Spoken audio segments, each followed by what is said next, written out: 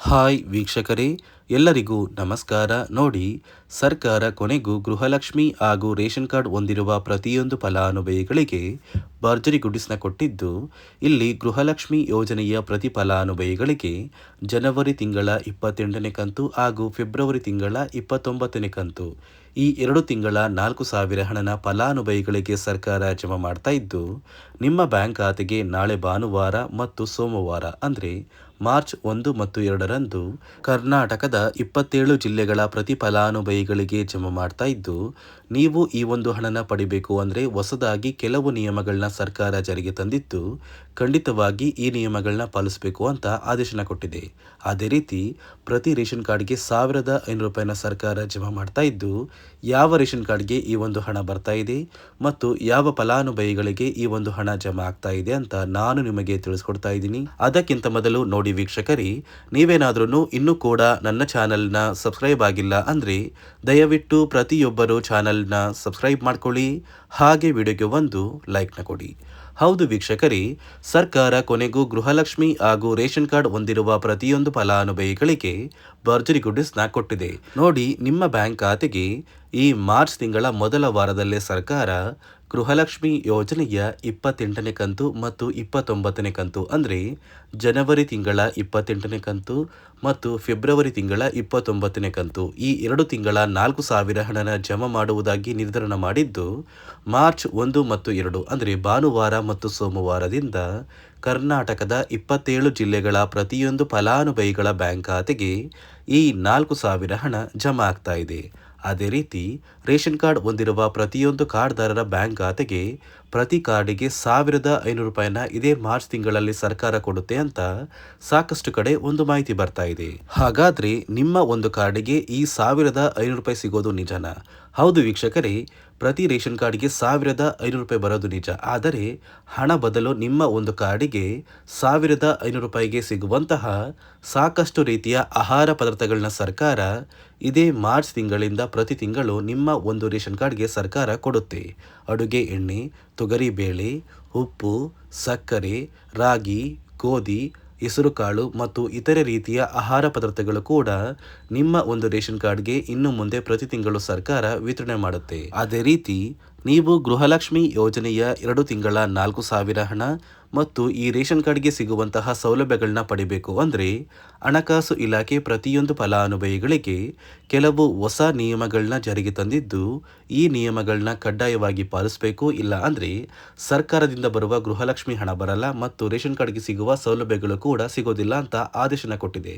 ಹಾಗಾದರೆ ಬನ್ನಿ ವೀಕ್ಷಕರೇ, ಸರ್ಕಾರ ಜಾರಿಗೆ ತಂದಿರುವ ಆ ಹೊಸ ನಿಯಮಗಳು ಏನು ಮತ್ತು ಯಾವ ಫಲಾನುಭವಿಗಳಿಗೆ ಹಣ ಕ್ಯಾನ್ಸಲ್ ಆಗ್ತಾ ಇದ್ದು ಯಾವ ಫಲಾನುಭವಿಗಳಿಗೆ ಹಣ ಜಮಾ ಆಗ್ತಾ ಇದೆ ಅಂತ ನಾನು ನಿಮಗೆ ತಿಳಿಸ್ಕೊಡ್ತಾ ಇದ್ದೀನಿ.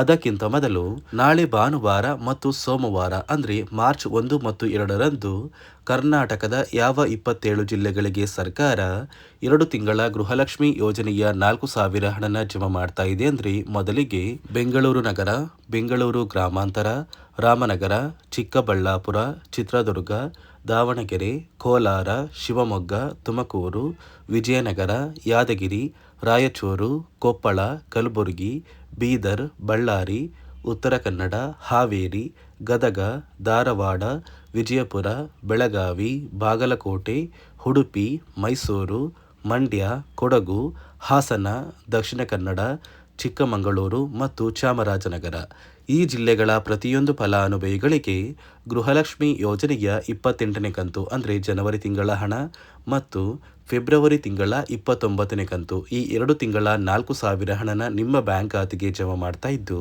ಇದೇ ಮಾರ್ಚ್ ತಿಂಗಳ 10ನೇ ತಾರೀಕಷ್ಟರಲ್ಲಿ ಪ್ರತಿಯೊಬ್ಬರು ನಿಮ್ಮ ಬ್ಯಾಂಕ್ ಖಾತೆಗೆ ಸೇರಬೇಕಾಗಿರುವ ಈ ಒಂದು ಹಣನ ಪಡ್ಕೋತೀರಾ. ನೋಡಿ ಸ್ನೇಹಿತರೆ, ಈ ಬಾರಿ ಸುಮಾರು 1 ಲಕ್ಷಕ್ಕಿಂತ ಅಧಿಕ ಫಲಾನುಭವಿಗಳ ಬ್ಯಾಂಕ್ ಖಾತೆಗೆ ಸರ್ಕಾರ ಗೃಹಲಕ್ಷ್ಮಿ ಯೋಜನೆಯ ಹಣನ ಜಮಾ ಮಾಡ್ತಾ ಇಲ್ಲ. ಕಾರಣ ಏನು ಅಂದರೆ ನಿಮ್ಮ ಬ್ಯಾಂಕ್ ಖಾತೆಗೆ ಡೆಬಿಟ್ ಮೂಲಕ ಹಣ ಜಮಾ ಮಾಡುವಂತಹ ಸಂದರ್ಭದಲ್ಲಿ ಸರ್ಕಾರ ಸಾಕಷ್ಟು ಫಲಾನುಭವಿಗಳ ಒಂದು ಬ್ಯಾಂಕ್ ಖಾತೆಗೆ ಹಣ ಜಮಾ ಮಾಡೋದನ್ನು ಕ್ಯಾನ್ಸಲ್ ಮಾಡಿದೆ. ಯಾಕಂದರೆ ಇತ್ತೀಚೆಗೆ ಹಣಕಾಸು ಇಲಾಖೆ ಜಾರಿಗೆ ತಂದಿರುವ 5 ನಿಯಮಗಳ ಆಧಾರದ ಮೇಲೆ ಪ್ರತಿಯೊಂದು ಫಲಾನುಭವಿಗಳಿಗೆ ಸರ್ಕಾರ ಈ ಒಂದು ಹಣನ ಜಮಾ ಮಾಡ್ತಾ ಇದ್ದು, ಯಾರೆಲ್ಲ ಫಲಾನುಭವಿಗಳು ಈ ನಿಯಮಗಳನ್ನ ಪಾಲಿಸಿಲ್ಲ ನಿಮ್ಮ ಬ್ಯಾಂಕ್ ಖಾತೆಗೂ ಕೂಡ ಹಣ ಜಮಾ ಆಗೋದಿಲ್ಲ. ಹಾಗಾದರೆ ಬನ್ನಿ ಸ್ನೇಹಿತರೆ, ಸರ್ಕಾರ ಜಾರಿಗೆ ತಂದಿರುವ ಆ 5 ಹೊಸ ನಿಯಮಗಳು ಏನು ಅಂತ ನಾನು ನಿಮಗೆ ತಿಳಿಸ್ಕೊಡ್ತಾ ಇದ್ದೀನಿ. ನೋಡಿ ಸ್ನೇಹಿತರೆ, ಮೊದಲನೆಯ ಒಂದು ನಿಯಮ ಬಂದು ಸಾಕಷ್ಟು ಫಲಾನುಭವಿಗಳು ಹೊಂದಿರುವಂತಹ ಒಂದು ರೇಷನ್ ಕಾರ್ಡ್ ಏನಿದೆ, ಆ ಒಂದು ರೇಷನ್ ಕಾರ್ಡ್ನ ಮನೆಯ ಸದಸ್ಯರ ಪ್ರತಿಯೊಬ್ಬರ ಒಂದು ಆಧಾರ್ ಕಾರ್ಡ್ನ ನಿಮ್ಮ ರೇಷನ್ ಕಾರ್ಡ್ಗೆ ಕಡ್ಡಾಯವಾಗಿ ಲಿಂಕ್ ಮಾಡಿಸ್ಬೇಕು. ಅಂದರೆ ಈ ಒಂದು ಲಿಂಕ್ ಮಾಡಿಸುವಂತಹ ಒಂದು ಪ್ರೊಸೀಜರ್ಗೆ ಸರ್ಕಾರ KYC ಅಂತ ಕರೀತಾರೆ. ನಿಮ್ಮ ರೇಷನ್ ಕಾರ್ಡ್ಗೆ ಇನ್ನೂ ಸಹ KYC ಆಗಿಲ್ಲ ಅಂದರೆ ನಿಮ್ಮ ಬ್ಯಾಂಕ್ ಖಾತೆಗೆ ಸರ್ಕಾರ ಮುಂದಿನ ದಿನಗಳಲ್ಲಿ ಗೃಹಲಕ್ಷ್ಮಿ ಯೋಜನೆಯ ಹಣನ ಕ್ಯಾನ್ಸಲ್ ಮಾಡುತ್ತೆ. ಅದೇ ರೀತಿ ಎರಡನೆಯ ಒಂದು ನಿಯಮ ಬಂದು ಸಾಕಷ್ಟು ಫಲಾನುಭವಿಗಳು ಕಳೆದ 3 ತಿಂಗಳಿಂದ ಸರ್ಕಾರದಿಂದ ಬರ್ತಾ ಇರುವಂತಹ ಒಂದು ರೇಷನ್ ಏನಿದೆ, ಅಂದರೆ ಉಚಿತ ಅಕ್ಕಿ ಏನಿದೆ, ಈ ಒಂದು ರೇಷನ್ನ ಪಡ್ಕೋತಾ ಇಲ್ಲ.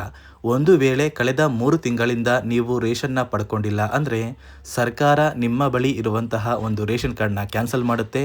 ನಿಮ್ಮ ರೇಷನ್ ಕಾರ್ಡ್ನ ಸರ್ಕಾರ ಕ್ಯಾನ್ಸಲ್ ಮಾಡಿದರೆ ನಿಮ್ಮ ಬ್ಯಾಂಕ್ ಖಾತೆಗೆ ಗೃಹಲಕ್ಷ್ಮಿ ಯೋಜನೆಯ ಹಣ ಇರ್ಬೋದು ಮತ್ತು ಸರ್ಕಾರದಿಂದ ಬರುವಂತಹ ಒಂದು ಸೌಲಭ್ಯಗಳನ್ನ ನೀವು ಕಳ್ಕೋಬೇಕಾಗುತ್ತೆ. ಅದೇ ರೀತಿ ಮೂರನೆಯ ಒಂದು ನಿಯಮ ಬಂದು ನೋಡಿ ಸ್ನೇಹಿತರೆ, ನಿಮ್ಮ ಬಳಿ ಇರುವಂತಹ ಒಂದು ಆಧಾರ್ ಕಾರ್ಡ್ ಏನಿದೆ, ಆ ಒಂದು ಆಧಾರ್ ಕಾರ್ಡ್ನ ಕಳೆದ 15 ವರ್ಷಗಳಲ್ಲಿ ನೀವು ಯಾವುದೇ ರೀತಿಯ ಒಂದು ತಿದ್ದುಪಡಿನ ಮಾಡಿಸಿಲ್ಲ ಅಂದರೆ ನಿಮ್ಮ ಬ್ಯಾಂಕ್ ಖಾತೆಗೆ ಸರ್ಕಾರ ಗೃಹಲಕ್ಷ್ಮಿ ಯೋಜನೆಯ ಹಣನ ಕ್ಯಾನ್ಸಲ್ ಮಾಡುತ್ತೆ. ಯಾಕಂದರೆ ಸರ್ಕಾರದಿಂದ ಬಂದಿರುವಂತಹ ಒಂದು ಆದೇಶದ ಪ್ರಕಾರ ಪ್ರತಿಯೊಂದು ಫಲಾನುಭವಿಗಳು ಕಳೆದ 15 ವರ್ಷಗಳಲ್ಲಿ ಯಾವುದೇ ರೀತಿಯ ಒಂದು ತಿದ್ದುಪಡಿನ ನಿಮ್ಮ ಆಧಾರ್ ಕಾರ್ಡ್ಗೆ ನೀವು ಮಾಡಿಸಿಲ್ಲ ಅಂದರೆ ಕಡ್ಡಾಯವಾಗಿ ಆದಷ್ಟು ಬೇಗ ನಿಮ್ಮ ಆಧಾರ್ ಕಾರ್ಡ್ಗೆ ತಿದ್ದುಪಡಿನ ಮಾಡಿಸಿ.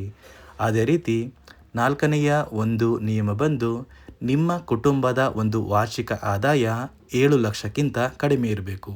ಒಂದು ವೇಳೆ ನಿಮ್ಮ ಕುಟುಂಬದ ವಾರ್ಷಿಕ ಆದಾಯ 7 ಲಕ್ಷಕ್ಕಿಂತ ಜಾಸ್ತಿ ಇದ್ದರೆ ನಿಮ್ಮ ಬ್ಯಾಂಕ್ ಖಾತೆಗೆ ಸರ್ಕಾರ ಗೃಹಲಕ್ಷ್ಮಿ ಯೋಜನೆಯ ಹಣನ ಕ್ಯಾನ್ಸಲ್ ಮಾಡುತ್ತೆ.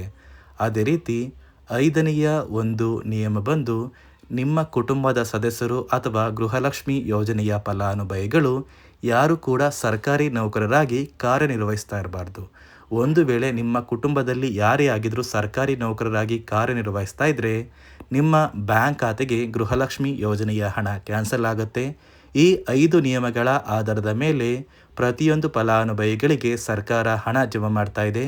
ಒಂದು ವೇಳೆ ನೀವು ಈ 5 ನಿಯಮಗಳನ್ನ ಪಾಲಿಸಿಲ್ಲ ಅಂದರೆ ನೀವು ಕೂಡ ಗೃಹಲಕ್ಷ್ಮಿ ಯೋಜನೆಯ ಹಣದಿಂದ ವಂಚಿತರಾಗಬೇಕಾಗುತ್ತೆ. ನೋಡಿ ವೀಕ್ಷಕರೇ, ನಿಮ್ಮ ಬ್ಯಾಂಕ್ ಖಾತೆಗೆ ನಾಳೆ ಭಾನುವಾರ ಮತ್ತು ಸೋಮವಾರ ಈ 2 ದಿನಗಳಲ್ಲಿ ಗೃಹಲಕ್ಷ್ಮಿ ಯೋಜನೆಯ 2 ತಿಂಗಳ 4,000 ಹಣನ ಸರ್ಕಾರ ಜಮಾ ಮಾಡ್ತಾ ಇದ್ದು, ಆದಷ್ಟು ಬೇಗ ಪ್ರತಿಯೊಂದು ಫಲಾನುಭವಿಗಳು ಈ 4,000 ಹಣನ ಪಡ್ಕೋತೀರಾ ಮತ್ತು ಪ್ರತಿಯೊಂದು ರೇಷನ್ ಕಾರ್ಡ್ಗೆ ಸರ್ಕಾರ 5ರಿಂದ 6 ರೀತಿಯ ಆಹಾರ ಪದಾರ್ಥಗಳನ್ನ ಇನ್ನು ಮುಂದೆ ಪ್ರತಿ ತಿಂಗಳು ಉಚಿತವಾಗಿ ಕೊಡುತ್ತೆ ಅಂತ ಹೇಳ್ತಾ, ಇದಿಷ್ಟು ಸರ್ಕಾರದಿಂದ ಬಂದಿರುವ ಹೊಸ ಮಾಹಿತಿಯಾಗಿದೆ. ನಾನು ಕೊಟ್ಟಿರುವಂತಹ ಮಾಹಿತಿ ನಿಮಗೆ ಇಷ್ಟ ಆಗಿದ್ದಲ್ಲಿ ದಯವಿಟ್ಟು ಪ್ರತಿಯೊಬ್ಬರು ನನ್ನ ಚಾನಲ್ನ ಸಬ್ಸ್ಕ್ರೈಬ್ ಮಾಡ್ಕೊಳ್ಳಿ, ಹಾಗೆ ವಿಡಿಯೋಗೆ ಒಂದು ಲೈಕ್ನ ಕೊಡಿ.